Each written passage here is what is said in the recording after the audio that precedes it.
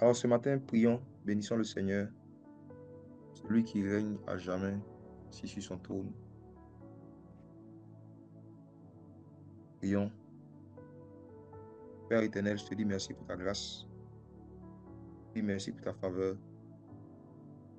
Je te dis merci pour ce que tu fais dans les cœurs, dans les pensées de chacun de nous. Saint-Esprit, si nous avons l'opportunité de nous approcher du trône de la grâce avec assurance, c'est à cause de toi. Saint-Esprit, si tu nous avais quittés, si tu t'étais éloigné de nous, si tu avais rompu la communication avec nous, Saint-Esprit, nous ne serons même pas capables de pouvoir ouvrir la bouche et d'appeler le Créateur Abba, c'est-à-dire Père. C'est par toi que nous pouvons l'appeler Abba, c'est-à-dire Père. C'est toi qui répands dans nos cœurs l'amour de Dieu. Et nous sommes capables d'éprouver des sentiments honnêtes, sincères envers le Créateur. C'est par toi, Saint-Esprit. C'est par toi que nous pouvons crier Abba, Abba.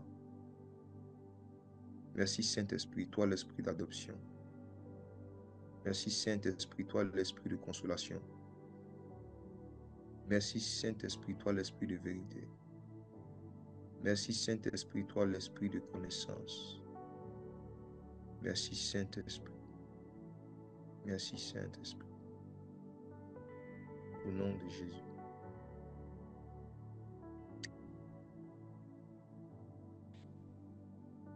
Alors, par la grâce du Seigneur, depuis le lundi, du moins, depuis mardi,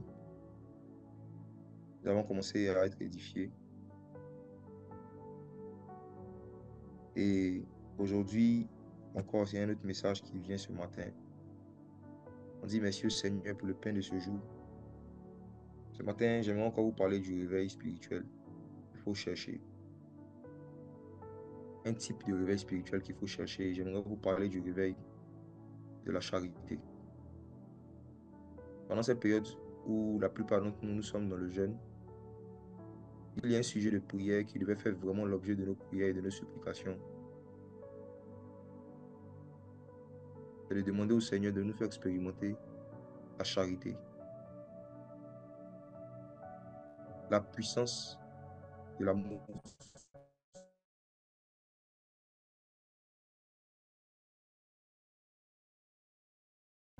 Jean chapitre 13, verset 35. Jean chapitre 13, verset 35. Il est écrit, à ceci tous connaîtront que vous êtes mes disciples, si vous avez de l'amour les uns pour les autres.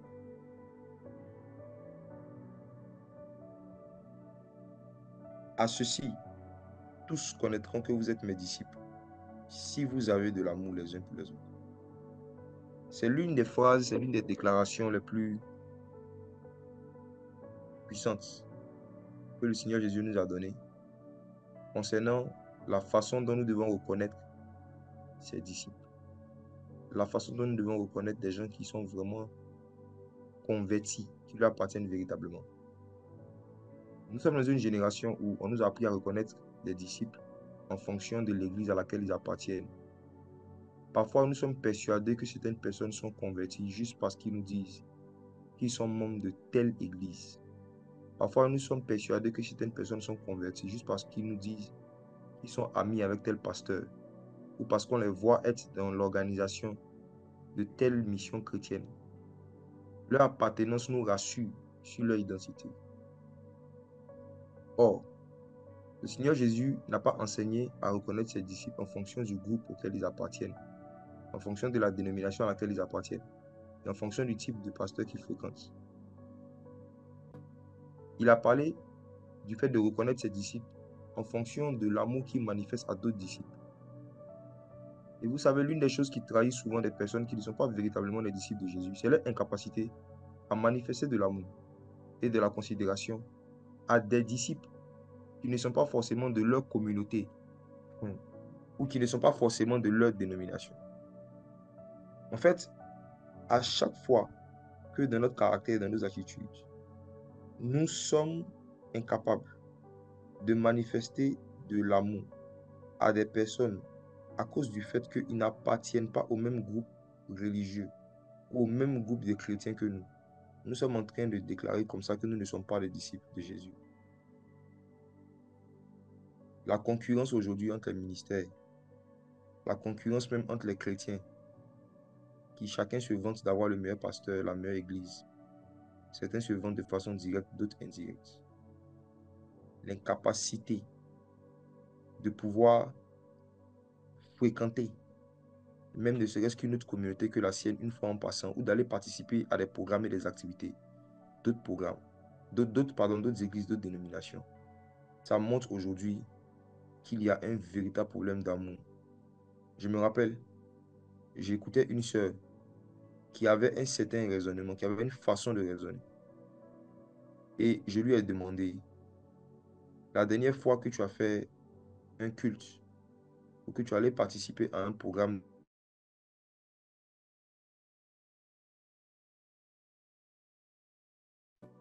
elle dit, ça fait plus de 10 ans. Plus de 10 ans. Je lui ai demandé, il n'y a même pas une fois où, ne serait-ce même qu'en semaine, tu es allé dans une autre communauté pour aller écouter la parole de Dieu ou prier avec d'autres chrétiens. Elle dit non. Je lui ai dit, je comprends la petitesse de ton esprit. Vous savez, même dans les familles biologiques, quand les enfants d'une famille ne fréquentent pas leurs cousins, ils ne fréquentent pas les voisins, quand ils ne sortent pas de temps en temps de leur maison pour aller voir d'autres enfants pour aller ailleurs, ces enfants auront un caractère, ils auront une attitude, il y a beaucoup de vertus qui vont leur manquer. Et aujourd'hui, malheureusement, les dénominations qui devaient juste servir à l'administration des communautés et à l'organisation et à l'ordre sont devenues en fait comme des barrières. On appelle ça même les barrières dénominationnelles. C'est devenu comme des prisons en fait, qui permettent, qui empêchent en fait les enfants du Seigneur de pouvoir s'aimer les uns les autres. Quand le Saint-Esprit se met au-dessus de la carte de la Côte d'Ivoire et qu'il regarde la Côte d'Ivoire, le Saint-Esprit ne voit pas les assemblées de Dieu. Il ne voit pas des protestants. Le Saint-Esprit ne voit pas des évangéliques. Le Saint-Esprit ne voit pas des baptistes. Le Saint-Esprit, il voit des disciples. Il voit un corps. Il voit un peuple. Il voit l'Église. Et je vous assure, il faut vraiment passer du temps dans le jeûne et la prière pour voir les choses comme le Saint-Esprit. La faculté du jeûne et de la prière, c'est de nous donner la capacité aussi de voir ce que Dieu voit, ou encore de voir comme Dieu voit. Et c'est quand on commence à voir les enfants du Seigneur comme Dieu les voit, qu'il y a un niveau d'amour, il y a un type d'amour, un type de charité qui se réveille dans nos cœurs. J'aimerais ce matin qu'on puisse prier avant que je continue mon message, s'il vous plaît. Quelque chose qui brûle dans mon cœur. Je brûle d'un fort désir qui m'anime depuis plus de 12 ans de voir des chrétiens, des disciples, de différentes communautés, de différentes églises, avoir l'habitude de se réunir périodiquement, juste autour du nom de Jésus. Ce qui fait que Jésus n'est plus au milieu de beaucoup de chrétiens, c'est parce qu'on ne se réunit plus en son nom. Ils ne se réunissent pas en son nom. Ils se réunissent au nom de leur pasteur, au nom de leur église. Ils se réunissent parce que c'est leur église qui a organisé le programme, pas parce que Jésus y est. Or, le Seigneur Jésus a dit, là où 2 ou 3 se réunissent en mon nom, je suis au milieu d'eux. Donc, le Dieu qui s'appelle Je suis ne peut pas être au milieu d'un groupe de personnes qui se réunissent au nom de leur église ou au nom de leur communauté. J'aimerais vraiment qu'on puisse prier, que Dieu détruise en nous les raisonnements et les pensées qui s'opposent à la charité des disciples, qui s'opposent à l'amour pour d'autres disciples qui ne sont pas forcément proches de nous. C'est Satan en fait qui a emmené ces choses dans l'humanité. C'est lui qui a emmené ces choses dans un moment dans l'histoire de l'Église. Et aujourd'hui, malheureusement, ce sont les choses qui combattent le réveil. L'Église dans une ville, le corps de Christ dans une ville aurait eu tellement d'impact sur les païens de la ville si cette Église dans la ville a l'habitude de se mettre ensemble pour mener des actions d'évangélisation, pour mener des actions d'édification commune. C'est la vision en fait du collectif des frères en Christ. C'est la vision que Dieu m'a donnée en 2013. Le Seigneur m'avait dit de réunir des chrétiens, de former un collectif de gens qui sont juste des frères. Des gens qui ne vont pas se réunir au nom de leur église, mais au nom de Christ, simplement, et qui vont s'aimer d'un amour fraternel profond. Je vois que cette vision est progressivement en train de se réaliser à travers certaines veillées qu'on organise, des programmes qu'on organise, où c'est des membres de différentes églises qui nous mettons ensemble. Et nous sommes en train progressivement de créer cet esprit-là de fraternité, cet esprit de on se met ensemble pour Jésus. Et on ne met pas ensemble, on ne met pas au devant le nom d'une église en particulier. On ne met pas au devant le nom d'une dénomination en particulier. On met au devant la puissance du Saint-Esprit, le nom de Jésus. J'aimerais qu'on prie pour cela.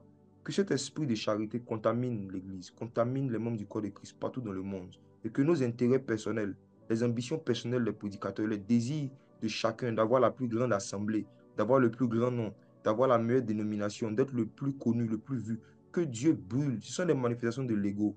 Demain, par la grâce de Dieu, demain soir, on aura une soirée où je vais parler de ces choses en détail. Je vais dénoncer activement le sectarisme que les hommes de Dieu créent entre les chrétiens. Ceux qui empêchent les chrétiens d'aller dans d'autres communautés, qui les empêchent d'aller côtoyer des frères et sœurs d'ailleurs pour aller voir comment Jésus se manifeste ailleurs. Dieu est en train de le faire en Côte d'Ivoire, nous le voyons déjà.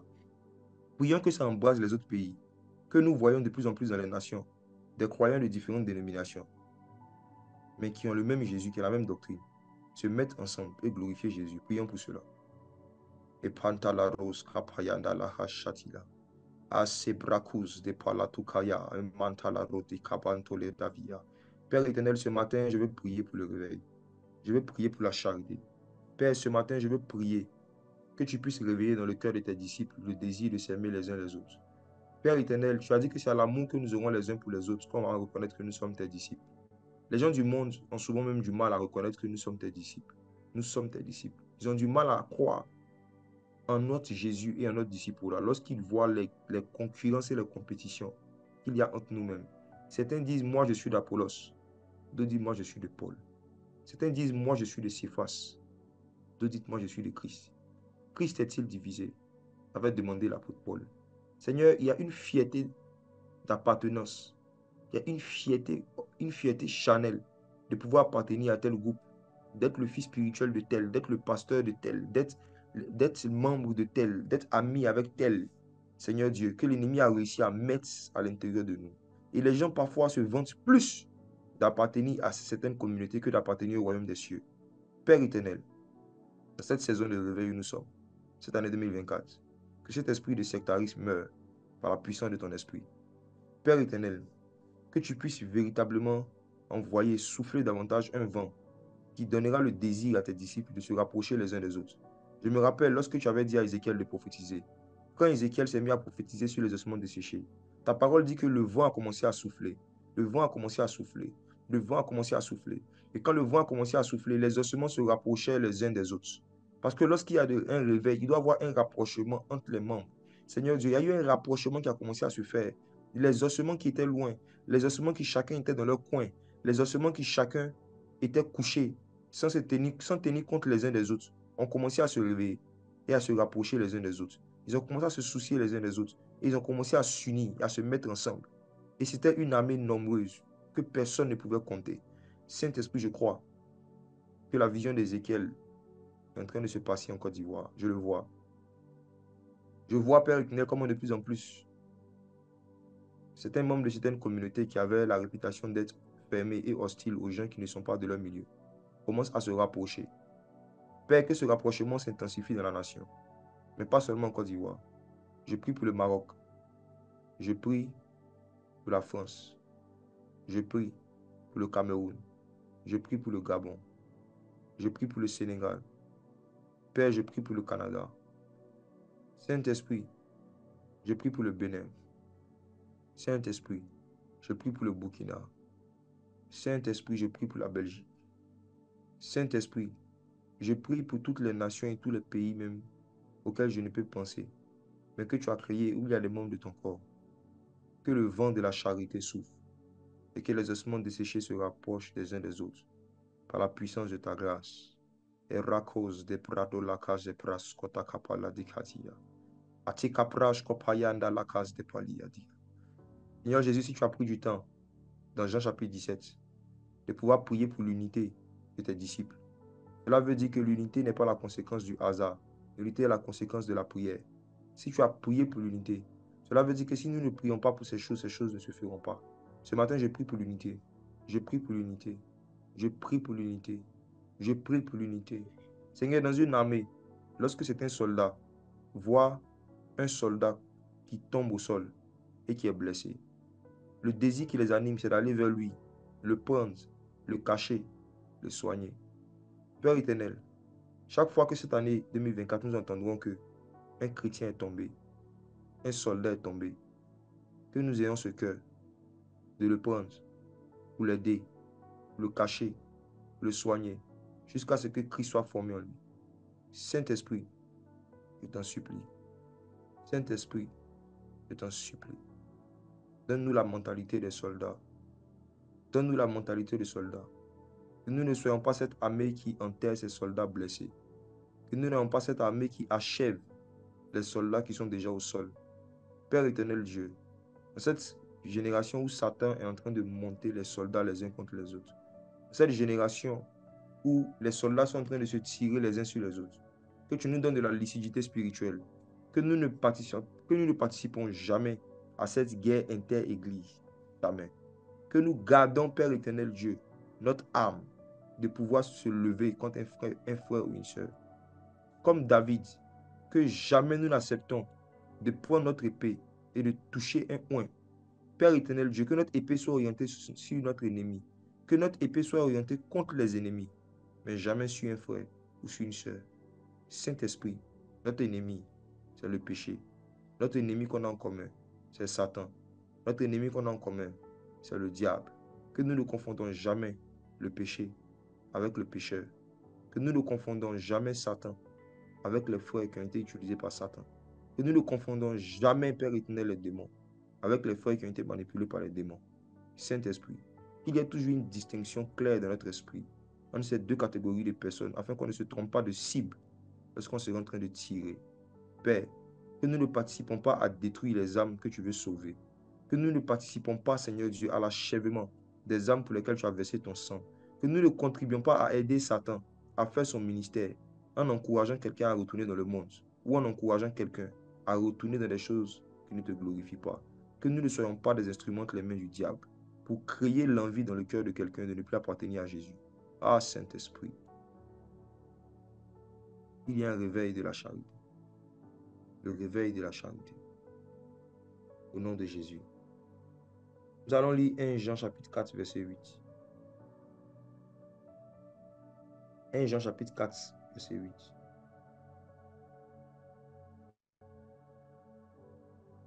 Je vais lire du verset 7 à 8. Bien-aimés, aimons-nous les uns les autres, car l'amour est de Dieu. Et quiconque aime est né de Dieu et connaît Dieu. Je relis. Bien-aimés, aimons-nous les uns les autres, car l'amour est de Dieu. Et quiconque est né de Dieu. Quiconque aime est né de Dieu et connaît Dieu. Verset 8 qui m'intéresse le plus.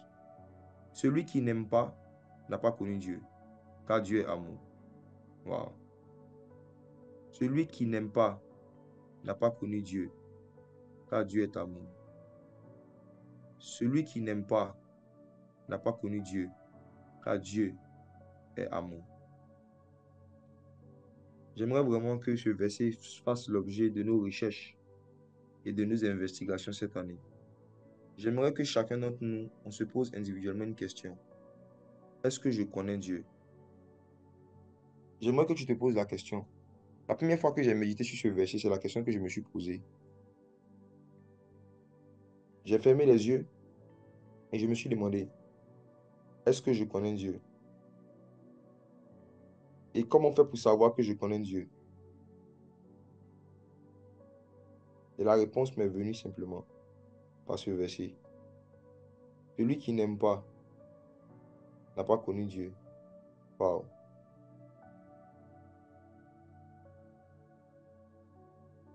On reconnaît quelqu'un qui aime Dieu par sa faculté à aimer.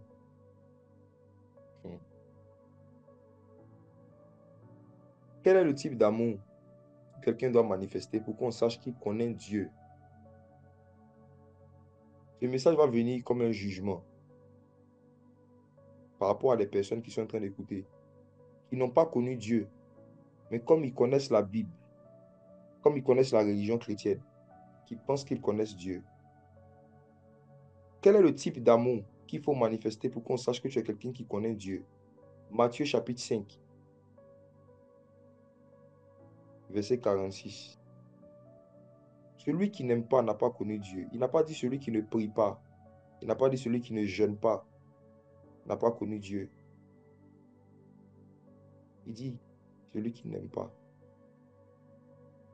Matthieu 5, verset 46.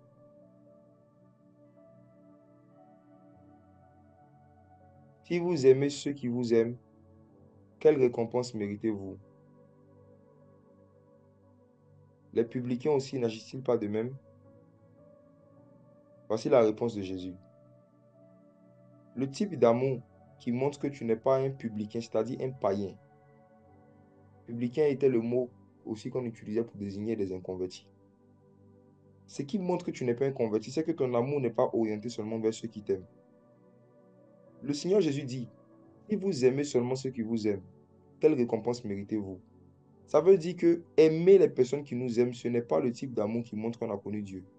Parce que aimer quelqu'un qui t'aime, c'est naturel. Aimer quelqu'un qui t'aime, c'est humain. Mais aimer quelqu'un qui ne t'aime pas, c'est divin. Ce qui montre que quelqu'un a connu Dieu, c'est sa faculté à aimer les gens qui ne l'aiment pas. Quand tu aimes tes enfants, ce n'est pas l'amour de Dieu, c'est l'amour des parents. Quand tu aimes tes amis, ce n'est pas l'amour de Dieu. Ce n'est pas un amour qui prouve que tu as connu Dieu. Quand tu aimes ceux qui t'aiment, c'est un amour normal. Ce qui n'est pas normal, c'est d'aimer ses ennemis. Et je vous assure, Dieu a beaucoup d'enfants, mais il a très peu de fils. Dieu a beaucoup de suivants, de suiveurs, mais il a très peu de fils. Parce que parmi son peuple, il y a très peu de personnes qui savent aimer leurs ennemis et qui savent prier pour ceux qui les ont blessés. Lisez avec moi Matthieu chapitre 5, verset 43. Le même chapitre, on est au verset 43. Il est écrit, vous avez appris qu'il a été dit, tu aimeras ton prochain, tu haïras ton ennemi.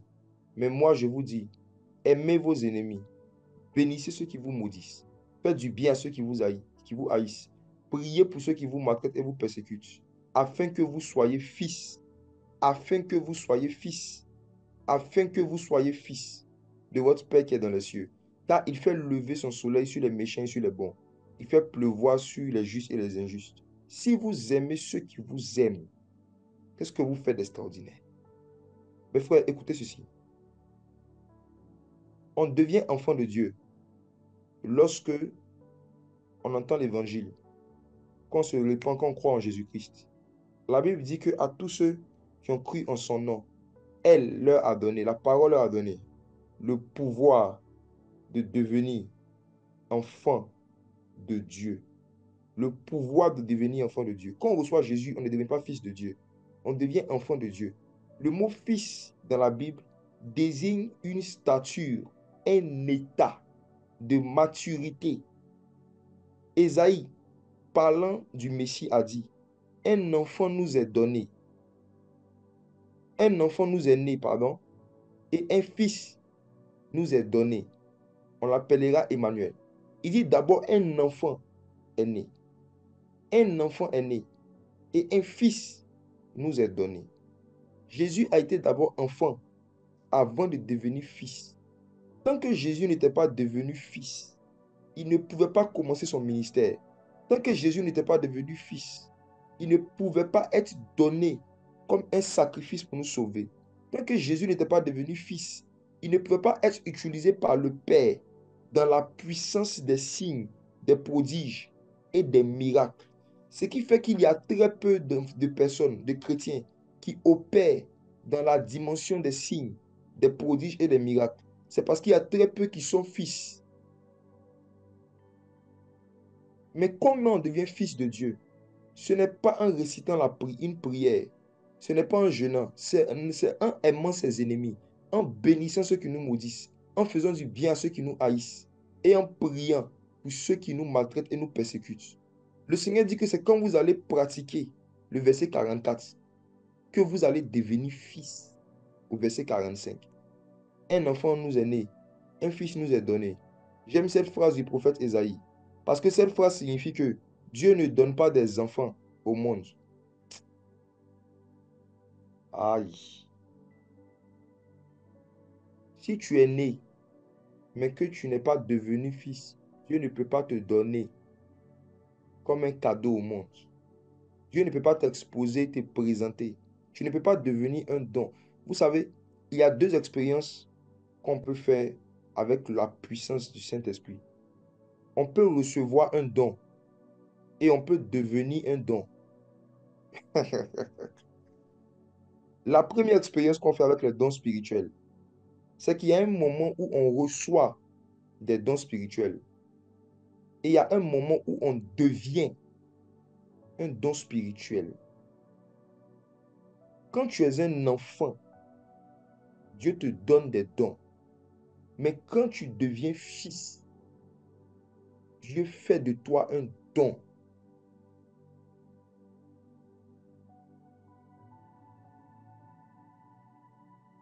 Dieu a tant aimé le monde qu'il a donné son fils. Le fils lui-même est un don. On devient un don lorsqu'on pratique Matthieu 5, le verset 44. Et lorsque quelqu'un devient un don qui peut manifester certains dons régulièrement, toujours dans la même dimension, dans la même puissance. Il y a des fois où c'est un don spirituel qui se manifeste pendant certains programmes. Et il y a des fois où c'est un homme spirituel qui se manifeste. Certaines manifestations qui se passent dans certains programmes ne sont pas la manifestation d'un don spirituel, mais des manifestations d'un homme qui est devenu spirituel. Lorsque Jésus est mort, permettez-moi de vous dire ce mystère. Quand Jésus est mort, il est allé dans le séjour des morts. La Bible dit dans Éphésiens chapitre 4 que lorsque Jésus est remonté du séjour des morts, il a fait des dons aux hommes. C'est écrit, il a fait des dons aux hommes. Et il a donné les uns comme apôtres. My God. Quand Jésus est ressuscité, il a commencé à faire des dons à l'humanité. Et les dons qu'il a fait à l'humanité, ce sont des humains. Il a donné les uns comme apôtres. Il a donné les autres comme pasteurs. Il a donné les gens comme évangélistes. Il a donné des personnes comme docteurs. Il a donné des prophètes. Les dons dont on parle dans Éphésiens 4, verset 11, ce ne sont pas des dons spirituels. Ce sont des hommes spirituels qui eux-mêmes sont devenus des dons.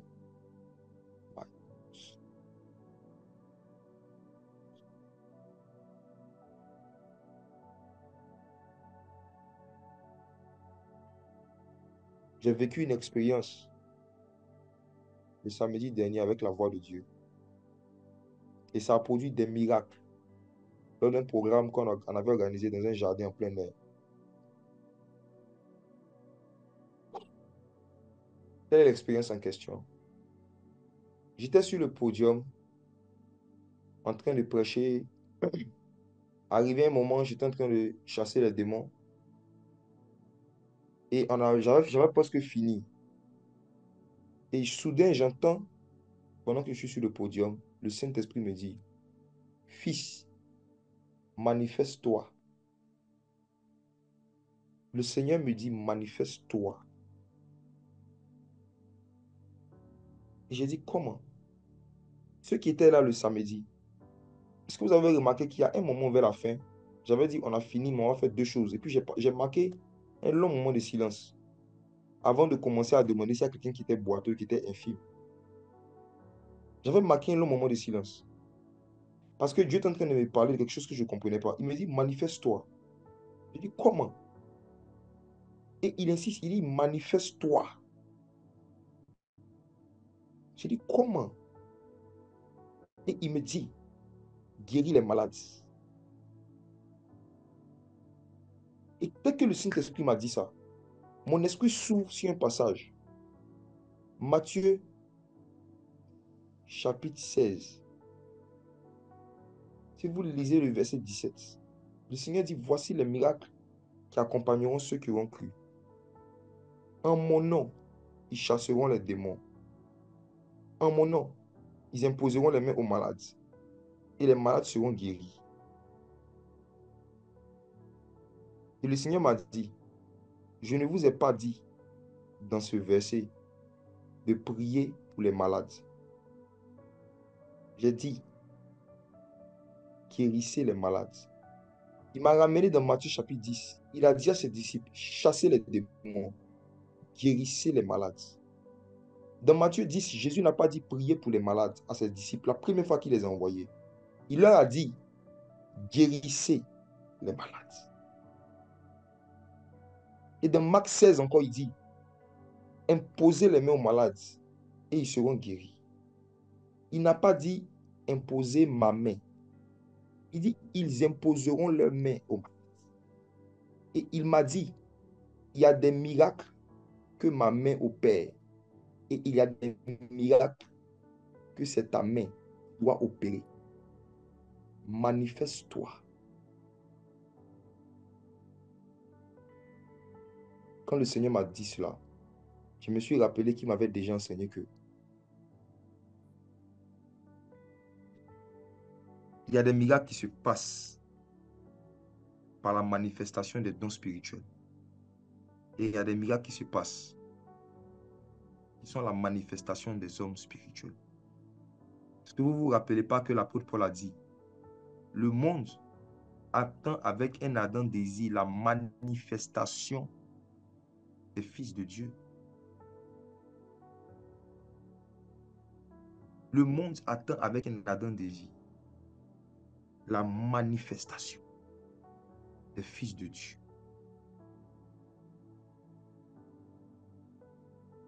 Si tu veux devenir un don spirituel,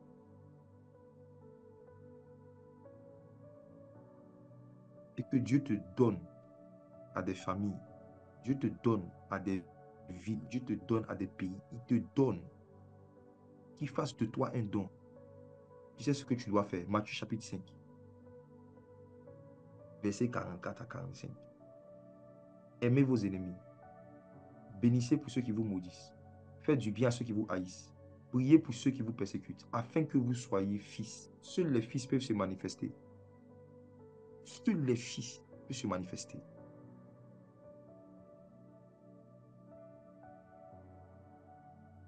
Votre plus grand ennemi, ça ne sera jamais Satan. Satan est l'un des ennemis de l'Église, mais ce n'est pas le premier. Le premier ennemi de chaque disciple de Jésus, c'est son ego. C'est l'ego. C'est l'ego. C'est l'ego qui nous empêche d'aimer nos ennemis. C'est l'ego qui nous empêche de bénir ceux qui nous maudissent. C'est l'ego qui nous empêche de pouvoir faire du bien à ceux qui nous haïssent. C'est l'ego qui nous empêche de prier pour ceux qui nous maltraitent, qui nous persécutent. L'orgueil, l'ego, le vieil homme, c'est lui. C'est lui. C'est lui. C'est lui. C'est lui qui nous empêche de devenir fils. C'est lui qui nous empêche de devenir fils. C'est lui qui nous empêche de devenir fils. J'aimerais que tu pries avec moi pour un sujet. Et pour ceux qui n'étaient pas là le samedi, je vais partager un extrait de la vidéo dont je parle avec vous. J'ai un extrait ici, je vais partager ça, on va terminer avec ça aujourd'hui. Mais je veux qu'on prie. Tu vas prier avec moi, tu vas dire au Seigneur. Renseigne-moi l'amour pour mes ennemis. Tu as dit que si j'aime seulement ceux qui m'aiment, je suis un publicain, je suis un païen. Si mon amour est limité, il ne se manifeste qu'envers les personnes qui me manifestent aussi de l'amour. Je ne suis pas encore spirituel. Ce qui est spirituel, c'est de pouvoir aimer quelqu'un qui te déteste. C'est de pouvoir pardonner quelqu'un qui t'a trahi. C'est de pouvoir bénir quelqu'un qui t'a maudit. Ce qui est spirituel, c'est de pouvoir faire du bien à quelqu'un qui te fait du mal. C'est ça qui est divin. Et c'est ça que nous devons chercher dans le jeûne et dans la prière, cette faculté-là, d'aimer comme Dieu Prie pour cela. Père éternel, je te dis merci pour ta grâce. Merci pour ta fidélité.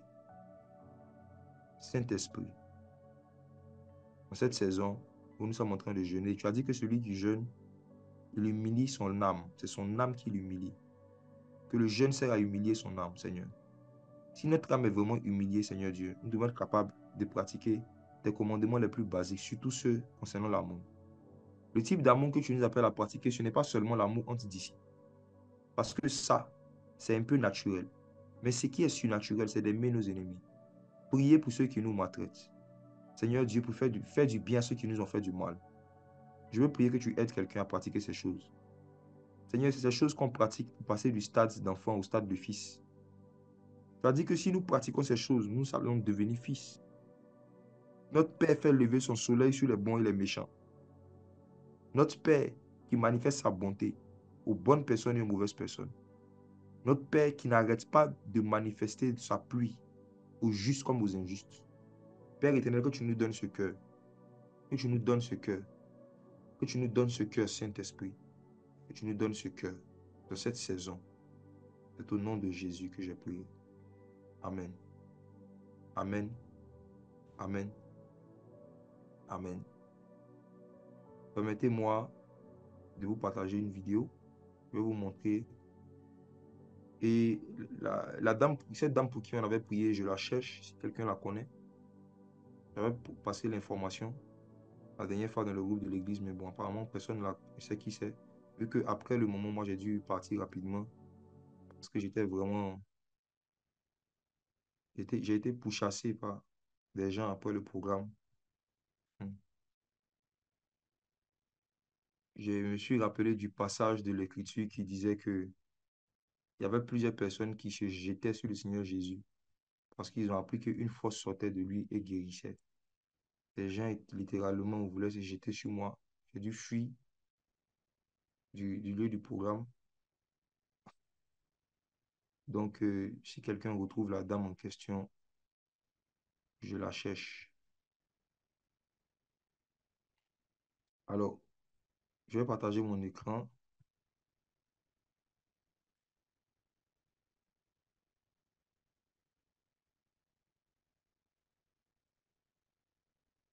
Voilà. Folie, est-ce qu'on voit mon écran? Oui, on voit ton écran. Est-ce qu'on entend le son? Non, on n'entend pas le son. Ok. Attendez, je vais faire quelque chose. Tu sais comment tu fais? Quand tu Et fais là? partage, non, on n'entend pas. Tu fais partage Oui. vidéo. Fais partage vidéo. D'accord. Ouais, Partager l'audio. Ah ouais, j'avais pas fais touché à partager la ça. vidéo. Ouais. Est-ce qu'il y a quelqu'un ici qui a une Voilà, c'est infirmité au bon niveau de maintenant. son pied, qui ne marche pas normalement, qui boite? Est-ce qu'il y a des boiteux ici? Des gens qui boitent à cause d'une douleur qui n'a pas une origine logique. C'est-à-dire que si on explique comment est-ce que la douleur est venue pour que tu boites, l'origine n'est pas logique. Est-ce qu'il y en a? Il y a combien de personnes? Il y a une maman là-bas. Je vois une main là-bas. Ceux qui sont devenus boiteux, pas à cause d'un accident ou d'une explication claire, mais à cause d'un problème dont on ne comprend pas. C'est que la douleur est venue comme ça. Et depuis là, vous êtes boiteux. J'ai besoin de vous. J'arrive. Mais attendez. Il y a la maman qui a la béquille là. Ça, oh. Attendez. Attendez. 2007, je souffre. À cause ça, j'ai abandonné mon travail. Je ne peux même plus aller au travail. Je souffre. Je te donne. Les deux pieds m'écoutent. Ma hanche, tout ça là. Je souffre. Je souffre depuis 2007. J'étais allé au funérail de ma grande soeur. Et le lendemain, je me lève, je ne peux pas marcher. C'est ça qui est là jusqu'à aujourd'hui. Jésus est fidèle. Amen. Mais comment tu es arrivé ici? Qui t'a invité? Qui est venu avec elle? C'est ceux qui sont venus avec elle. J'ai mon fils qui vous suit. Il est où? n'est pas ici, il est aux États-Unis. Donc c'est lui qui me donne chaque fois votre truc et puis je suis. Je vous ai même écrit plus de fois. Qui vous a conduit ici? Je veux dire, qui est venu avec vous ici? C'est vous?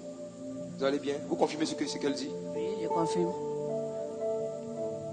Aidez-moi. Prenez le micro.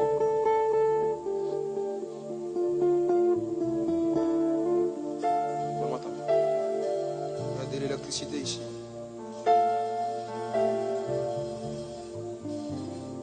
Ta présence dans ma vie. Si nous sommes là, c'est à cause de ton amour. Ton amour. Ta puissance. Ta puissance. Ta présence. Ta présence dans ma vie. Je connais une seule chose qui fait des miracles, c'est ton amour. Ton amour. Ta puissance. Ta puissance. Ta présence. Ta présence dans ma vie. Esprit de mort, fétiche, toi qui as été mis dans une nourriture et qui est rentré dans son corps physique pour paralyser tout son système, au nom de Jésus, par la puissance du Saint-Esprit, je maudis tes œuvres en elle. Tes œuvres sont détruites, fétiche. Tes œuvres sont détruites, sorcellerie. Sa puissance coule maintenant comme un fleuve. Isge prandala sobre chotalis. Scantoles gapando los capa. Je veux t'adorer. De tout mon cœur chantant. Je veux t'adorer. De toutes mes forces. Sorcellerie, sors au nom de Jésus. De tous mon âme. Car tu es mon Dieu. Chanel. Mon Dieu. Hey. Mon Dieu, tu es mon Dieu. Mon Dieu. La force rentre en toi maintenant au nom de Jésus. La force rentre en toi maintenant au nom de Jésus. La force rentre en toi maintenant au nom de Jésus. Os. Vivez. Os. Aya. Vivez. Skou. Chandelaise. La force rentre en toi au nom de Jésus.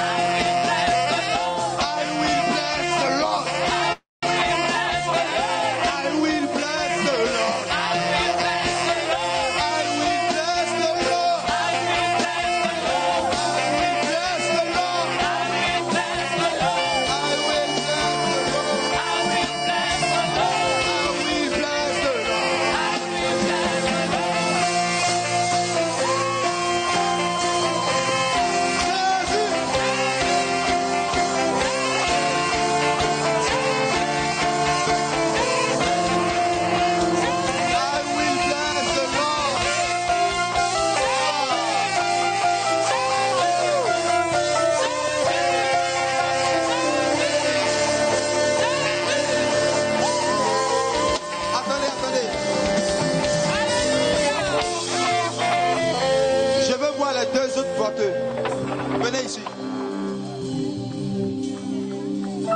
Où est la personne qui a accompagné notre maman? Que la personne vienne. C'est mon fils, il souffre. Depuis 2007. Depuis 2007. J'étais partie au village, ma grand-sœur était décédée en 2006. Et quand on partait, son mari était malade, il ne pouvait pas partir. Donc en 2007, il m'a dit de l'accompagner. J'étais enseignante. Il m'a dit de l'accompagner. J'étais à la maternelle. J'ai enseigné à la maternelle. Il m'a dit de l'accompagner. Donc je suis partie l'accompagner. Et puis il y a eu des palabres. Mon oncle, père à son âme, il a dit que pourquoi mon beau n'est pas parti avec un des enfants. Moi, j'étais à la maison en train de préparer. On envoie quelqu'un pour venir m'appeler. Je m'en vais, il dit non, c'est moi j'ai dit, faut pas, il va partir avec un des enfants. Il dit non, c'est pas moi. Il dit c'est moi, que tu dis que nous sommes sorciers. Il dit depuis que je t'ai dit que vous êtes sorciers, je n'ai jamais dit. Il s'est levé dans la foule, il y avait du monde. Il dit il va me frapper. Et puis j'ai un des cousins de mon papa qui a dit non, il ne faut pas frapper ma fille. Donc mon beau est revenu à Abidjan. Le lendemain matin, je me lève, je vais venir à Abidjan, je ne peux pas marcher. Ça a commencé sur mon pied droit. Je suis venu, j'ai commencé, juste à, on dit ceci, je vais au Chine. En 2019, j'étais parti aux États-Unis, aller me soigner, rien. Médicament n'est pas médicament, je paye médicament, tout mon salaire rentrait dans médicament. Jusqu'en 2002, je ne pouvais plus aller au travail. J'étais obligé d'abandonner mes papiers sont recours gracieux. Jusqu'à aujourd'hui, on ne m'a pas encore donné ma pension. Je suis sans rien. Et qu'est-ce que Jésus a fait pour toi aujourd'hui? Je sais que Jésus m'a permis de marcher mes jambes que j'avais perdues. Il m'a redonné mes jambes. Il m'a redonné mes jambes. Wow, gloire à Jésus. On peut acclamer le Seigneur pour elle. Aidez-la à s'asseoir. Comme, regarde, tu n'as pas marché depuis 2007. Je n'ai pas marché depuis 2007, donc va doucement, tu comprends? Marche doucement. Il sait que la joie est là, mais il ne faut pas courir. Marche doucement, va t'asseoir. Il faut que tes pieds se réhabituent au mouvement. Laissez-la enjoy. Ah, on peut acclamer Jésus. Laissez-la marcher, laissez-la. Laissez-la.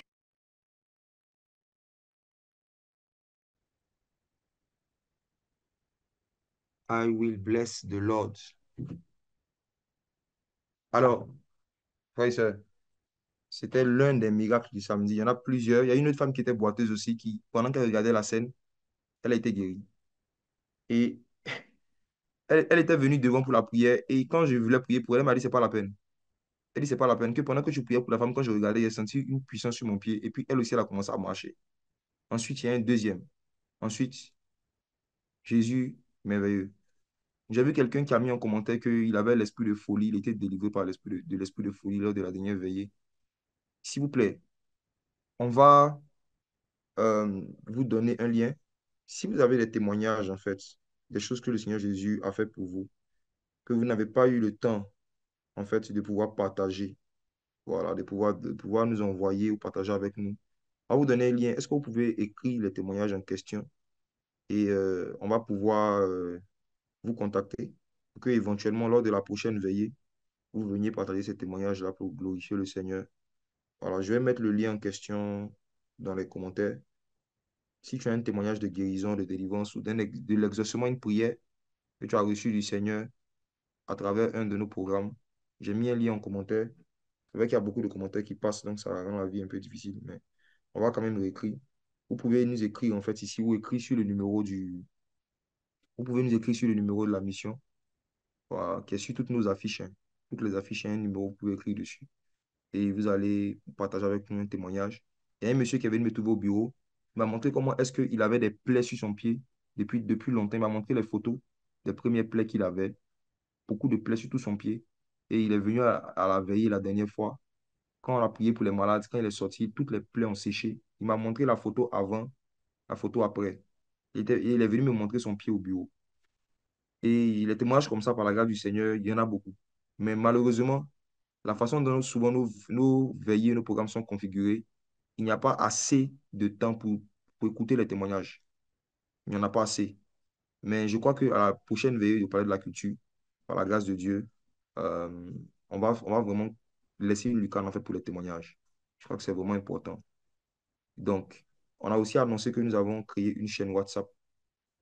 La chaîne WhatsApp, ça fonctionne un peu comme un statut. Vous partez dans le statut, vous tapez le collectif des frères en Christ et vous allez voir euh, notre nom Dorénavant, c'est là-bas qu'on va partager toutes les informations par rapport à certains programmes qu'on fait et aussi les enregistrements de ce genre d'enseignement, les matinales surtout. À chaque fois qu'on finirait une matinale, on va simplement poster sur cette chaîne WhatsApp en question, voilà, les audios. Comme ça, ceux qui veulent le réécouter après, ceux qui ont manqué aussi pourront voir ça. On a partagé l'information sur la page Le Collectif des Fonds en Christ. Si vous pouvez nous aider à relayer l'information, ça sera bien. Parce que beaucoup de gens demandent souvent où est-ce qu'on peut avoir les enregistrements de telle chose, telle chose. Je viens de vous mettre encore dans les commentaires le lien de la chaîne WhatsApp. Vous pouvez cliquer sur la chaîne, vous abonner. Ça va sortir juste comme un statut. Voilà. Voici le lien que je viens de mettre en commentaire. Ceux qui n'arriveront pas à voir le lien ici, partez sur Facebook, sur la page Collectif des Fonds en Christ. C'est la dernière publication. Voilà. Vous allez regarder en fait la dernière publication, vous allez voir chaîne WhatsApp, vous cliquez dessus et puis voilà, la vie va devenir facile maintenant. Vous n'aurez plus besoin de nous écrire pour nous demander les enregistrements de telle ou telle chose. On va publier les choses là-bas. Voilà. Même cette vidéo que je viens de vous montrer et tout ça, je vais d'abord parler avec la femme et puis sa famille pour savoir s'ils nous donnent la permission de publier ça et tout. Voilà. Si jamais on peut parler avec eux. Si vous pouvez m'aider à retrouver la dame, s'il vous plaît, écrivez-nous sur le numéro de la mission. Si quelqu'un la connaît. Quelqu'un la connaît, écrivez-nous sur le numéro de la mission. Comme ça, de temps en temps, on va poster aussi des extraits de vidéos là-bas sur la chaîne WhatsApp. Ça sera plus facile. Pour ceux qui veulent parler facilement sur Facebook, il y a des choses que vous pouvez voir directement sur vos statuts WhatsApp. Et puis les enregistrements aussi de certaines matinales, par la grâce de Dieu. Voilà. Bien aimé, demain, nous allons continuer. Je vais, par la grâce de Dieu, terminer la session matinale de cette semaine, demain matin. Et je veux votre avis, vous qui êtes encore connectés, votre avis sur quelque chose. Comme j'ai dit, je voulais faire une présentation un peu de l'avancement par rapport au centre pour les enfants autistes et leurs familles que nous sommes en train de mettre en place grâce à vos prières, à vos contributions financières aussi. On va vous faire un point. Il y en a déjà préparé le fichier de présentation, toutes ces choses. Quelle est la meilleure période pour faire le point? Est-ce qu'il faut faire le point demain matin pendant la matinale? Après la matinale, je veux dire le matin. Ou vous préférez qu'on organise en fait une session spéciale, une semaine, un jour en soirée en fait, pour faire cette présentation? Qu'est-ce qui serait bien?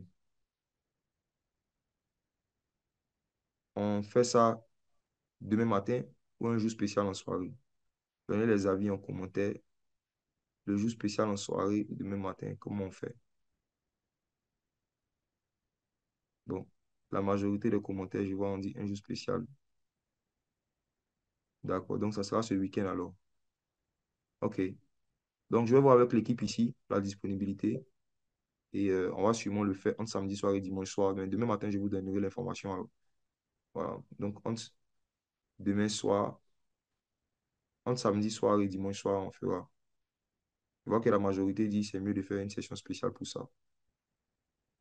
OK. OK, c'est bien noté. C'est bien noté.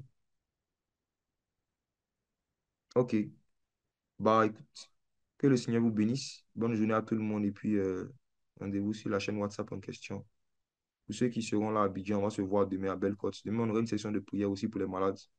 Demain soir à l'hôtel Belle-Côte. Donc, tout le monde est invité. Bonne journée à tout le monde. Que Dieu vous bénisse. Au revoir. Je désire connaître Jésus. Je désire connaître Jésus.